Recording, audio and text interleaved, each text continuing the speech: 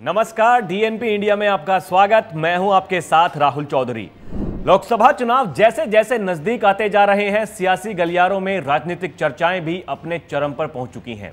देश को सबसे ज्यादा सांसद देने वाले राज्य उत्तर प्रदेश पर सबकी नजरें टिकी हैं, क्योंकि कहते हैं कि दिल्ली की गद्दी का रास्ता लखनऊ से होकर जाता है।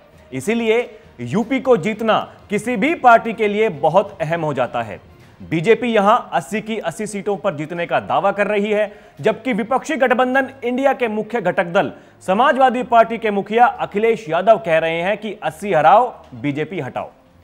इस बार उत्तर प्रदेश में राजनीति और भी ज्यादा दिलचस्प हो गई है, क्योंकि आरएलडी के मुखिया जयंत चौधरी चुनाव से ठीक पहले इंडिया गठबंधन का साथ छोड़कर बीजेपी के नेतृत्व वाले एनडीए में शामिल हो गए हैं। अभी तक जो जयंत शांत थे, लेकिन गठबंधन का औपचारिक ऐलान होने के बाद चौधरी साहब सत्ता के रंग में रंगते हुए दिखाई दे रहे हैं। इंडिया गठबंधन को अलविदा कहकर एनडीए में शामिल होने के बाद बुधवार को पहली बार शामली पहुंचे राष्ट्रीय लोकदल के अध्यक्ष जयंत चौधरी पूरी तरह से सत्ता पक्ष में रंगे दिखे। अब तक जिस विपक्ष का वो हिस्सा थे, उस पर जमकर हमलावर हुए।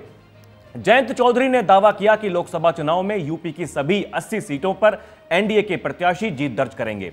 इसका कारण बताते हुए उन्होंने कहा कि विपक्ष के पास लोकसभा चुनाव में वोट मांगने के लिए कोई मुद्दा ही नहीं है, यहां तक कि उनके पक्ष में चुनावी माहौल भी नहीं है।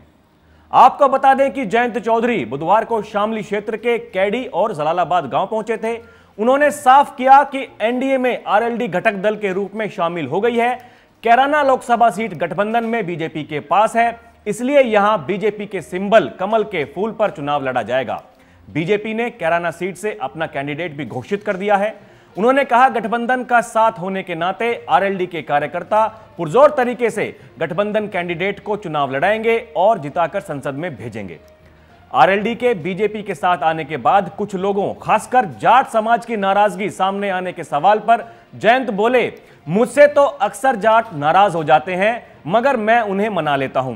कुछ वे मेरी मान लेते हैं, कुछ मैं उनकी मान लेता हूं। वहीं हरियाणा में सीएम बदलने के सवाल पर जयंत ने कहा कि यह बीजेपी का अंदरूनी मामला है। वैसे कुछ कारण रहे होंगे जिन्हें बीजेपी ने महसूस किया होगा और बदलाव किया होगा। जयंत ने कहा कि केंद्र सरकार कई योजनाएं किसानों के लिए लाई है, कई योजनाओं को जल्द ही लाया जाएगा।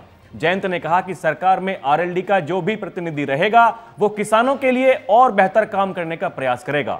उन्होंने कहा कि हमारी पार्टी ने हमेशा किसानों के लिए काम किया है और आगे भी करते रहेंगे। जो काम विपक्ष में रहकर नहीं हो सके, वो सरकार में सहयोगी होने के नाते पूरे किए जाएंगे।